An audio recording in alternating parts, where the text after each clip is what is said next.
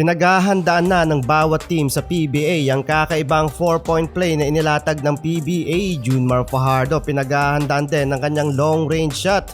Inaasahan naman mga idol ni Coach Tim Cone si Benny Boatwright sa Gilas Pilipinas build-up para sa qualifiers ngayong November.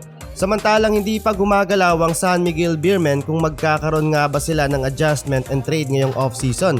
Pero kung sakali naman mga idol hindi na nila gagalawin ang kanilang roster, eto mga idol ang kanilang magiging final setup para sa next conference. CG Perez, Junmar Fajardo, Marshall Lassiter, Chris Ross, Jericho Cruz, Vic Manuel Mutaw Tua, Jeron Teng, Don Trollano, Simon Enciso, Rodney Bronjal, Kit Jimenez, Troy Malilin at ang kanilang bagong import na si Tauras Hogelia with 3 rookies na sina Avan Nava, Abdul Sawat at Ralph Robin. Samantalang nandito pa rin naman mga idol si Terence Romeo na makitan lang ay kasama sa package ng SMB para sa kanilang trade sana at offer para sa Blackwater draft picks na si Cedric Bearfield.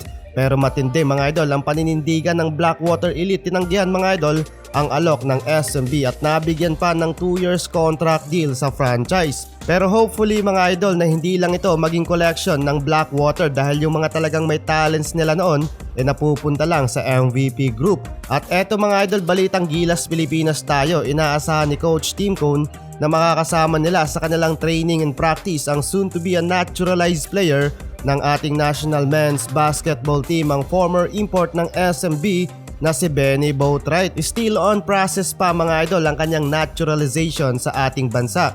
Pero gusto sana ni Coach Tim Cone as soon as possible makasama to sa training and practice dahil naniniwala si Coach na makakapagbigay boost si Boatwright sa Gilas program para sa kanilang paghahanda sa next window ng FIBA World Cup Asian Qualifiers. Pero nakakalungkot lang mga idol na balita na sa SMB ulit sana to maglalaro as an import. Yun nga lang next conference out of the game siya due to 6'6" height limit, listed 6'10" si Benny Boatwright.